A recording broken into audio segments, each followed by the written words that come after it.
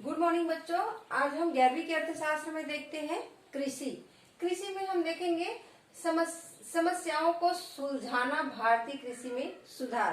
भारतीय कृषि में जब हमारा देश स्वतंत्र हुआ तो हमारे देश की कृषि की व्यवस्था जो है बहुत दयनीय थी, बहुत पिछड़ी हुई थी। जो भी उत्पादन होता था खाने में ही वो खत्म हो जाता या खाने के लिए भी नहीं हो पाता था। तो बहुत भारी समस्या थी कि उत्पादन को कैसे बढ़ाया जाए, कैसे किया गया। और योजना आयोग ने योजना जो बनाए थे, बहुत सारे योजना उद्योग के लिए जो भी जितने भी योजनाएं तैयार किए थे उसमें कृषि को भी प्राथमिकता दिया गया। तो हम देखते हैं समस्याओं को सुलझाना, भारतीय कृषि में सुधार। उसमें हम देखते हैं भूमि सुधार।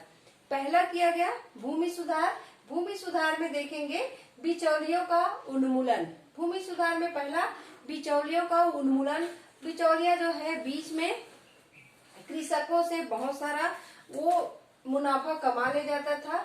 इसके लिए किसानों को उसका जमीन उसको दिया जाए ताकि जमीन का वो जो भी उसमें मिलता है वो सीधा किसानों को मिला जाए। उसमें जमींदारी प्रथा और जो जमींदार होते हैं या साहूकार होते हैं उसको उसका मुनाफा न मिलकर किसको, वो कृषक को ही उसका मुनाफा मिलना चाहिए। तो बिचौलियों का उसमें उन्मूलन हुआ। दूसरा है लगान का नियमन। लगान का भी नियमन समाप्त किया। जो गैर कानूनी, जो गैर तरीके से लगान लिया जाता था उसका भी समापन किया गया। अब लगान लिया जाता है परंतु बहुत कम रूप में लिया जाता है, परंतु जो गैर रूप में लिया जाता था लगान उसको समाप्त किया गया। तीसरा दिया है चकबंदी। खेतों का चकबंदीकरण किया गया। बहुत सारे खेत जो बिखरे हुए होते थे उसको एक जगह इकट्ठा करके उसमें चहुमुखी विकास करने के लिए अच्छे से बड़े बड़े उत्पादन और अच्छा उत्पादन, बड़े मशीन वहां पर जा सके, अच्छे से उत्पादन कर सके। इसीलिए बिखरे हुए जो खेत है उसको एक जगह इकट्ठा करना, चकबंदी का नियम अपनाया गया। चौथा देखते हैं सरकारी खेती। सरकारी खेती का भी उन्मूलन किया, व्यवस्था किया गया ताकि खेतों में जो साहूकार है, जो जमींदार है उसमें मुनाफा ना कमा सके, उसको सरकारी खेती में किसानों को उसका अच्छे से जो भी फायदा हो वो उसको मिल सके। पांचवा है भूमि की सीमा का निर्धारण। भूमि की सीमा का भी निर्धारण किया गया कि कहां से कहां तक निश्चित किया गया कि कितना जमीन वो अपने पास रख सकता है। उसके बाद जो भी जमीन बचा उसको किसानों को वितरण कर दिया गया ताकि किसान उसमें अपना उपज ले सके। क्योंकि दूसरे के खेत में काम करने से उतना उत्पादन नहीं बढ़ता है जितना अपने खेत में उत्पादन करते हैं, क्योंकि अपना होता है और अपने में जितना हम मेहनत कर सकते हैं दूसरे के खेत में उतना मेहनत लगन नहीं दिखा सकते। तो इसीलिए भूमि की सीमा का निर्धारण किया। जितना भूमि वो अपने पास रख सकता है उतना भूमि अपने पास रखा, फिर बचे हुए भूमि को उसको दूसरे किसानों को वितरित कर दिया। अब देखते हैं तकनीकी सुधार। तकनीकी सुधार में भी बहुत सारे सुधार किए गए हैं। उच्च उत्पादन वाले बीजों का प्रयोग। उच्च उत्पादन, जिस उत्पादन को बढ़ाने के लिए, जिसमें उत्पादन बढ़े, क्योंकि हमारे देश में उत्पादन होता था परंतु वो तो मानसून पर निर्भर करता था। बारिश हुई तो उत्पादन अच्छा हुआ, नहीं हुआ बारिश तो उत्पादन नहीं हुआ। खाने के लिए भी लाले पड़ते थे। तो ये उच्च उत्पादन को बढ़ाने के लिए बीजों, अच्छे उच्च किस्म के बीजों का प्रयोग किया गया जिसमें उत्पादन बढ़ सके और प्रत्येक बीज जो है वो जगे और अच्छे से पैदावार बढ़े, ऐसे बीजों का प्रयोग किया गया। रासायनिक खाद का प्रयोग। दूसरा, रासायनिक खाद का प्रयोग किया गया जिससे उत्पादन और अधिक से अधिक बढ़ाया जा सके। उत्पादन को बढ़ाने के लिए रासायनिक खाद। और तीसरा है वैज्ञानिक खेती प्रबंध अभ्यास। वैज्ञानिक ढंग से खेती करना। खेती की जो परंपरागत तकनीकी चली आ रही थी उसको समाप्त करके वैज्ञानिक ढंग से खेती करना। खेत को अच्छे से आकार देना, सीधे आकार में बीजों का रोपण करना, मशीनों का प्रयोग करना, हार्वेस्टर का प्रयोग करना। हार्वेस्टर है, थ्रेशर है और ट्रैक्टर है, इसका प्रयोग करके कम समय में अधिक मेहनत करके उत्पादन को बढ़ाना होता है। चौथा देखते हैं कीटनाशक दवाइयों का प्रयोग। उत्पादन का नाश ना हो, कीड़ों द्वारा उसका नुकसान ना हो। और कई बार ऐसा होता है कि फसल को तना छेदक जो होते हैं, कीड़ा होते हैं, वो नष्ट कर देते हैं, समाप्त कर देते हैं। तो उनको बचाने के लिए कीटनाशक दवाइयों का भी प्रयोग किया गया, ताकि कीटों का नाश करके फसल को बचाया जा सके। पांचवा दिया है खेती में यंत्रीकृत साधन। खेतों में यंत्रीकृत साधन मतलब खेत को बड़े आकार में देकर उसमें यंत्रों द्वारा खेती के उत्पादन को बढ़ाना है। बड़े बड़े खेतों मशीनों का प्रयोग, थ्रेसर है और जो हार्वेस्टर है, उनका प्रयोग करके खुदाई के लिए है, निदाई के लिए है, बुआई के लिए है, बड़े बड़े मशीन आ गए हैं। मेहनत उसमें रहता है, परंतु सब मशीनों के द्वारा होता है ताकि उत्पादन को बढ़ा सके। सामान्य सुधार में देखते हैं, पहला भूमि सुधार देखे हैं, दूसरा तकनीकी सुधार। सामान्य सुधार में देखते हैं सिंचाई सुविधाओं का विस्तार करना। सिंचाई सुविधाएं जब तक हम कितने भी हम मशीन का प्रयोग कर ले, चकबंदी कर ले, बिचौलियों का नाश कर ले, खाद का प्रयोग कर ले, कीटनाशक दवाइयों का प्रयोग कर ले, परंतु जब तक पानी की सुविधा ना हो हम खेती को या उत्पादन को बढ़ा नहीं सकते। तो उत्पादन के लिए हमको सिंचाई सुविधाएं जरूरी है, क्योंकि हमारा भारत में अधिकतर खेती जो है मानसून पर निर्भर करती है। मानसून पर अब अगर हम निर्भर करते हैं तो कभी बरसात अच्छी हुई तो फसल अच्छी, कभी नहीं हुई तो सूखा पड़ जाता है, ज्यादा हो गया तो बाढ़ में नष्ट हो जाता है। तो हमको अगर सूखे की स्थिति है तो सिंचाई का विस्तार करके हम सूखे से बचा सकते हैं, उत्पादन को बढ़ा सकते हैं। दूसरा है साख का प्रावधान। साख जो होते हैं, साख का प्रावधान करने से साहूकार जिससे हम कर्ज लेते हैं, कर्ज को वो हमारे कर्ज के द्वारा हमको बहुत सारे पैसा ब्याज के रूप में ले लेते थे। तो साख के प्रावधान रखने से, बैंकों का विस्तार करने से हम किसानों का बहुत सारा मदद कर सकते हैं। किसान उस पर कम ब्याज पर उससे वो लोन ले सकता है, पैसा ले सकता है, अपने खेतों में काम कर सकता है और इससे जो साहूकार लोग ब्याज उससे लूटते थे उससे वो बच सकता है। तो इसके लिए सरकार ने जो बहुत सारे प्राइवेट बैंक है उसको सरकारी किए और ग्रामीण बैंक का जो गांव-गांव में बहुत सारे ग्रामीण बैंक खोले गए, ताकि ग्रामीणों को उससे फायदा मिल सके, उससे सहायता मिल सके, लोन के रूप में, पैसे के रूप में, खाद के रूप में, बीज के रूप में, सारी सुविधाएं उसको मिल सके। तीसरा है कृषि विपणन व्यवस्था में सुधार।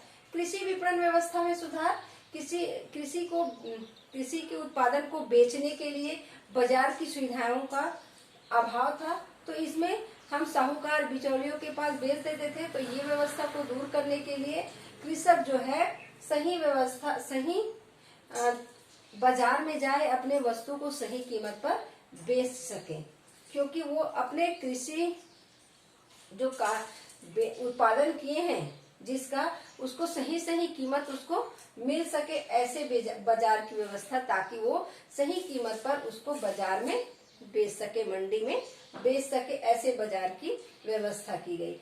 नहीं तो पहले क्या होता था, कृषक जो है जैसे तैसे कीमत पर साहूकार के पास बेच देते थे और वो उसको और अधिक कीमत पर दूसरी जगह जाकर बेचता था। तो इसका लाभ उसको कृषक को खुद को मिले, इसीलिए कृषि विपणन व्यवस्था में सुधार किया गया। अब देखते हैं कीमत समर्थन नीति। कीमत समर्थन नीति में हम देखते हैं कीमत समर्थन नीति में कीमत का समर्थन मूल्य जो पहले हम देखे हैं कृषि विपणन व्यवस्था में सुधार, तो इसमें है कीमत के समर्थन नीति। कृषकों को कीमत समर्थन मूल्य, पहले क्या होता था, कीमत का कोई निश्चित तय नहीं होता था, परंतु अब सरकार समर्थन मूल्य तय कर दिए हैं कि गेहूं का उत्पादन अगर होता है तो कृषक जो है सरकार के पास इतना कीमत पर उसको बेच सकता है। धान का उत्पादन कृषक कर रहा है तो प्रति क्विंटल वो तय कर दिए हैं और इतने क्विंटल में हम आपका अनाज कितना भी उत्पादन हो आप हमारे पास इतना बेच सकते हो, आपको इसका इतना अच्छा कीमत मिल सकता है, वो तय कर देते हैं समर्थन मूल्य, ताकि कृषक जो है उससे उत्साह बढ़े उसका और उत्पादन और अधिक कर सके। तो इससे कृषकों को समर्थन मूल्य मिलने से उसको लाभ मिलता है, कृषकों को उत्साह बढ़ता है, उत्पादन करने की क्षमता उसमें और अधिक होती है। अब देखते हैं कृषि सुधारों की उपलब्धियां, जो कृषि सुधार हुए हैं उसमें क्या क्या उपलब्धियां हुई है। उत्पादन में वृद्धि, कृषि के सुधार में उत्पादन में दिनों दिन वृद्धि हो रही है। जैसे जैसे हम उत्पादन कर रहे हैं, अब नए नए यंत्रों का प्रयोग करके सूझबूझ से अब कृषकों के पास जब जमीन जाता है, जो मेहनत करते हैं अपने खेत में जब मेहनत करेंगे तो और अच्छे लगन से उत्साह से करेगा, क्योंकि अपना अपना होता है, अपने में जितना मेहनत होता है दूसरे में नहीं होता। तो उत्पादन में वृद्धि हुआ। उसके बाद उत्पादकता में सुधार, जितने भी उत्पादन किया उसमें धीरे धीरे सुधार होने लगा।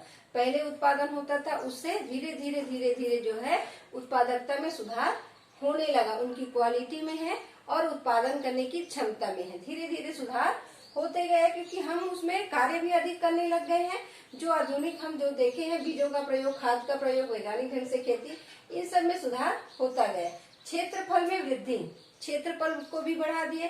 जितनी भूमि थी खेती के लिए उसको सरकार ने बढ़ाकर बहुत सारे जमीन को खेती लायक बनाया और उसको कृषकों को वितरित कर दिया, जिससे खेतों का आकार जो है बढ़ गया। क्षेत्रफल में वृद्धि हुआ। किसानों में दृष्टिकोण में परिवर्तन, किसानों के दृष्टिकोण में भी परिवर्तन हुआ। किसान जो है पहले क्या सोचते थे, ये खाने के लिए उत्पादन कर रहे हैं, उत्पादन हम कर रहे हैं खेती का, तो ये बीज जो है, जो हम उत्पादन, अन्न उत्पादन कर रहे हैं वो सिर्फ हमारे भरण पोषण के लिए, खाने के लिए है। तो अब उसके दृष्टिकोण में ये व्यापारिक फसल बन गया है।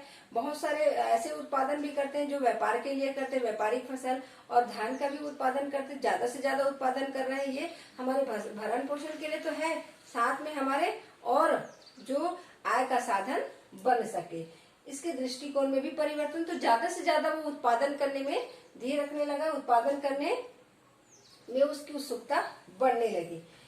पांचवा यह है खाद्यान्न उत्पादन में आत्मनिर्भरता। अब हमारा देश जो है पहले खाद्यान्न के उत्पादन में आत्मनिर्भर नहीं था। हमको अपने देश के खाद्य की पूर्ति के लिए विदेशों से आयात करना पड़ता था, परंतु अब ऐसी स्थिति है कि हम आत्मनिर्भर बन चुके हैं। खाद्यान्न के मामले में हम पूर्ण आत्मनिर्भर बन चुके हैं। अगर हमारे देश में अगर 2-4 साल कहीं अकाल पड़ता है, बिल्कुल भी उत्पादन नहीं होगा, तो हमारे पास इतना अनाज है कि हम उसका भरपाई कर सकते हैं। तो खाद्यान्न में हम आत्मनिर्भर हैं, हमको विदेशों से खाद्यान्नों की पूर्ति आयात नहीं करना पड़ता, हम इसके लिए संपूर्ण आत्मनिर्भर हैं। उद्योगों का विकास, उद्योगों का विकास भी कृषि से ही बढ़ा है, क्योंकि उद्योगों को कृषि से कच्चा माल मिलता है, उद्योग उसी पर निर्भर है। क्योंकि बहुत सारा उद्योग जो है कृषि पर निर्भर इसलिए है कि वहां से उसको कच्चा माल मिलता है। गन्ना का है, जूट का है, चावल का है, गेहूं का है। जो चावल से पोहा बनता है, जूट से, गेहूं से क्या बनता है, ब्रेड बनता है, और सूजी बनता है, मैदा बनता है, और गन्ना, शक्कर, जूट से बहुत सारे रस्सी और बहुत सारे थैले और बहुत सारे कुछ वस्तुएं बनाया जाता है, जो आकर्षक होता है, जो सजाने के काम में आता है, और अन्य उपयोग में बोरा जो थैला है उनके उपयोग में आता है। तो ये हो गया हमारा कृषि सुधारों की उपलब्धि। बहुत सारी उपलब्धि हुई सुधार से। तो ये उद्योगों के कच्चा माल इसीलिए उत्पादन को बढ़ाता है। ये रहा हमारा कृषि की समस्याओं को सुलझाना, भारतीय कृषि के सुधार। समस्या को सुधारे हैं, सुधार के बाद जो स्थिति आई है, सुधार की जो उपलब्धि आई है वो हम जान चुके हैं। ठीक है, आज का बस इतना।